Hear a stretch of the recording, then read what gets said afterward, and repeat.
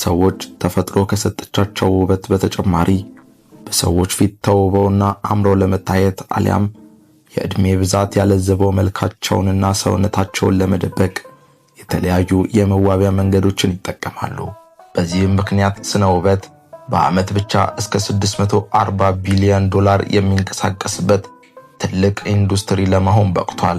ታዲያ አሁን ነገሮች በሚቀቡና በሚለበሱ መዋቢያዎች ብቻ ከማማር በዘለለ የሕክምና ጥበቦችን በመጠቀም የፊታቸውንና የሰውነታቸውን ቅርጽ እየለወጡ አዛውንቱንና ወጣቱን ሰው ለመለየት እስከሚከብድ ድረስ ገጽታቸው የተቀየሩ ሰዎችን መመልከት የተለመደ ሆኗል።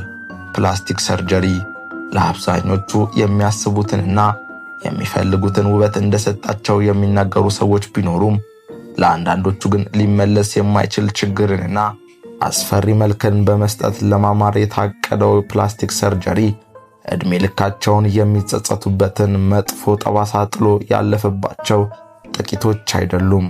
የዛሬዎቹን ባለ ታሪኮች ስትመለከቱማ ይህንን የመሰለ ውበት ምን አስፈልገው የሚያስብሉ ናቸው። ታዲያ ዛሬ በፕላስቲክ ሰርጀሪ ታሪክ አስከፍ የሚባሉትን እንመለከታለን። አንደኛ፣ ሊን ሜይ። ሊን ሜይ ሜክሲካዊት ተዋናይ፣ ደርሰኛና በመዝናኛው ዘርፍ ላይ የተሰማራች እንስት ናት። በ1970ዎቹና 80ዎቹ በሙዚቃ ስራዎቿ ወደ ዝና ማማ የወጣች ስትሆን ብዙ አድናቂዎችን ማፍርታለች። በኋላ ላይ ግን መልኳን ለማስተካከል ብላ በተደጋጋሚ ባደረገችው የፕላስቲክ ቀዶ ሕክምና በፊት የነበራትን ገጽታዋ ቀስ እያለ በማጥፋት አስቀያሚ ገጽታን ተላብሳለች። በመጨረሻም ከዚህ ወደዚህ ተለውጣለች። ሁለተኛ፣ ኬቲ ፔሪ። ኬቲ ፔሪ ታዋቂ ሜክሲካዊት ዘፋኝ፣ የዘፈን ደራሲና የቴሌቪዥን ፕሮግራም አዘጋጅ ስትሆን በፋየርወርክ፣ ሮር እና ዳርክ ሆርስ በመሳሰሉ ዘፈኖቿ ዓለም አቀፍ ዝናን አግኝታለች። በልዩ የፋሽን ስታይሏና በተለያዩ የመድረክ ትዕይንቶቿ በሚሊዮኖች የሚወደድ የፖፕ ሙዚቃ ኮከብ ሆናለች። ታዲያ በዓይኖቿና በጉንጮቿ እንዲሁም በከንፈሮቿ ላይ ባደረገችው ማሻሻያ የቀድሞ ገጽታዋ ጠፍቷል። በመጨረሻም ከዚህ ወደዚህ ተለውጣለች። ሶስተኛ፣ ጄስሌ ዊልደንስታይን። ጄስሌ ዊልደንስታይን ስዊዘርላንዳዊትና በማህበራዊ ሚዲያ ላይ ባላት እንቅስቃሴ የምትታወቅ ስትሆን በሌላ ስሟ ካት ውመን ወይም ድመቷ ሴት በመባል ትጠራለች። ለዚህ ስም መጠራት ምክንያት የሆናት ደግሞ ድመትን የመሰለ አይን ስለነበራት ነው። ቢሊዮነር የነበረው ባሏን በመፍታት ብዙ ሀብት የተካፈለች ስትሆን ከ50 ጊዜ በላይ ፕላስቲክ ሰርጀሪ በፊቷ ላይ እንዲሰራ በማድረግ በሚሊዮን ዶላሮች የሚቆጠሩ ገንዘቦችን አውጥታለች። ነገር ግን በፊት የነበራት ውበት ሙሉ ለሙሉ በመጥፋት አስፈሪና ለመቅረብ የማይመች ገጽታ እንዲኖራት ምክንያት ሆኗል። በመጨረሻም ከዚህ ወደዚህ ተቀይራለች። አራተኛ፣ አናስታሺያ ፓክሬስቹክ። አናስታሺያ ፓክሬስቹክ ከዩክሬን የወጣች ታዋቂ ሞዴልና ሶሻል ሚዲያ ተጽዕኖ ፈጣሪ ናት። ታዲያ አንድ ልዩ ሐሳብ ወደ አእምሮዋ ይመጣል፣ የዓለማችን ትልቅ ጉንጭ ባለቤት መሆን። ታዲያ ይህን ሐሳብ ይዛ ወደ ፕላስቲክ ሰርጀሪ ባለሙያዎች ታቀናለች። እነሱም በሰጧት ተደጋጋሚ ኢንጀክሽንና ቀዶ ሕክምናዎች ትልቅ ጉንጭና ትልልቅ ከንፈሮች እንዲኖሯት አድርገዋል። አናስታሺያ ይህንን አዲሱ መልኳን እንደወደደችውም ተናግራለች። በመጨረሻ ግን ከዚህ ወደዚህ ተለውጣለች። አምስተኛ፣ ሊል ኪም። ሊል ኪም በ1990ዎቹ በጣም ታዋቂ የነበረች አሜሪካዊ ራፐር ናት። በሙዚቃዋና በልዩ ፋሽን ዓለም አቀፍ ዝናን አግኝታለች። ከአሁኑ ጊዜያቶች በኋላ ግን ሊል በፊቷ ላይ የተለያዩ ነገሮች መታየት ጀመሩ። አንዳንዶች የሜካፕ ውጤት ነው ቢሉም በምስሉ ላይ እንደምትመለከቱት ግን ግልጽ የሆነ የፊት አጥንቶቿ ለውጥ አለበት። ያን ያክል የከፋ ባይሆንም ከመጀመሪያ ገጽታዋ ግን ተለውጣለች። በመጨረሻም ከዚህ ወደዚህ መጥታለች። ስድስተኛ፣ አንቶኒ ሎፍሬዶ። አንቶኒ ሎፍሬዶ ፈረንሳዊ መልከ መልካም ወጣት ነው። ታዲያ ይህ ወጣት አንድ ፕሮጀክት ይነድፋል። ዘ ብላክ ኤሊያን ፕሮጀክት በማለትም ይሰይመዋል። የፕሮጀክቱ ቦታ ታዲያ የገዛ አካሉ ላይ ነበር። አንቶኒ የሰውነት ገጽታውን ሙሉ ለሙሉ በመቀየር የሌላ ዓለም ፍጡር ለመምሰል በመቶዎች የሚቆጠሩ ሰርጀሪዎችን የተሰራ ሲሆን በዚህም ምክንያት ምላሱን በመሃል ሰንጥቆታል። አፍንጫውንና ጆሮቹን አስቆርጧል። እንዲሁም የተለያዩ ቅርጾችን ለመስራት ሲል የፊትና የሰውነት አጥንቶቹን አስቀንሷል።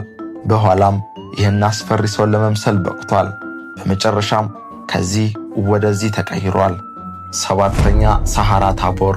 ትክክለኛ ስሟ ፋጡማ የሚባል ሲሆን ብዙዎች ግን ሳሃራ ታቦር በማለት ይጠራታል። ኢራናዊ የማህበራዊ ሚዲያ ተጽዕኖ ፈጣሪም ስትሆን ከፍተኛ የሆነ የዝነኝነት ረሃብ ነበረባት። በዚህም አንጀሊና ጆሊን ለመምሰል ቆርጣ ትነሳለች። በአለባበስ በአረማመድና ንግግሯ ሁሉ እሷን ለመምሰል የምታደርጋቸው የማያቋርጥ ጥረት በመጨረሻም የፕላስቲክ ቀዶ ሕክምና ለማድረግ ትነሳለች። በዚህም ከ50 ጊዜ በላይ በተደጋጋሚ ቀዶ ሕክምናዎችን በፊቷ ላይ ያደረገች ስትሆን በሚያሳዝን መልኩ አንጀሊና ጆሊን ሳይሆን የሞተ ሰው መልክ እንዲኖራት አድርጓታል። በዚህም ብዙዎች ዞምቢ ቨርዥን ኦፍ አንጀሊና ጆሊ በማለት ይጠሯታል። በመጨረሻም ከዚህ ወደዚህ ተለውጣለች። ስምንተኛ ሚላኒ ማርቲኔዝ። ሚላኒ ማርቲኔዝ ታዋቂ አሜሪካዊት ዘፋኝና የዘፈን ደራሲ ናት። በልዩ የፋሽን ስታይሏና በፈጠራ የተሞሉ የሙዚቃ ስራዎቿ በሰዎች ልብ ውስጥ መግባት የቻለች ስትሆን ከዓመታት በኋላ በመልኳ ላይ የታዩ ለውጦች የፕላስቲክ ሰርጀሪ እንደተሰራች የሚያስታውቁ ናቸው። ምንም እንኳን እሷ በይፋ ባትናገርም፣ ነገር ግን በመጨረሻም ከዚህ ወደዚህ ተቀይራለች። ዘጠነኛ ዶናቴላ ቨርሳቼ። ዶናቴላ ቨርሳቼ ታዋቂ ጣሊያናዊ የፋሽን ዲዛይነር ስትሆን የቨርሳቼን ፋሽን ካምፓኒ ለብዙ ዓመታት ስታስተዳድር ቆይታለች። በፋሽን ኢንዱስትሪ ውስጥ እንደመቆየቷ ብዙ ጊዜ ለውበቷ ስትጨነቅ የኖረች ስትሆን በኋላም የፕላስቲክ ሰርጀሪ በማድረግ ሌላ ገጽታ ተላብሳ ታይታለች። በመጨረሻም ከዚህ ወደዚህ ተለውጣለች። አስረኛ ኢጎርና ግሪችካ ቦግዳኖቭ። ኢጎርና ግሪችካ በፈረንሳይ ታዋቂ የሆኑ የቴሌቪዥን አቅራቢና ደራሲዎች ሲሆኑ ዘ ቦግዳኖቭ ትዊንስ በመባል ይታወቃሉ። ታዲያ በ1970ዎቹና 80ዎቹ ሳይንስ ፊክሽን ቴሌቪዥን ፕሮግራም በማዘጋጀት ተወዳጅነታቸውን አግኝተው ነበር። በኋላ ታዲያ በአገጫቸው፣ በጉንጫቸው፣ በከንፈራቸውና አይናቸው ላይ በተደረገ የፕላስቲክ ሰርጀሪ የማይወደድ ገጽታን አግኝተዋል። በመጨረሻም ከዚህ ወደዚህ ተለውጠዋል።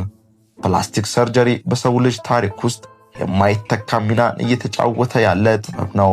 ብዙዎች በእሳትና በተለያዩ አደጋዎች የተበላሸ የሰውነት ገጽታ ወደ ነበረበት ቦታ መመለስ ባይቻልም የተሻለ እይታ እንዲኖረው እያደረገ ያለ ዘርፍ ነው። ሰዎች ግን የበለጠ ለማማርና ለመዋብ አስበው ከመጀመሪያው የባሰና በከፋ መልኩ ተበላሽተው ስንመለከት ይበላቸው ባንል እንኳን ለምን እንድንል ያደርገናል። ሲያጌጡ ይመላለጡ የሚባለው ታዲያ ይህ አይደለም። ለዚህ ቻናል አዲስ ከሆናችሁ ላይክና ሰብስክራይብ በማድረግ ቤተሰብ ይሁኑ። አብራችሁኝ ስለቆያችሁ ከልብ አመሰግናለሁ። እወዳችኋለሁ። ሰላም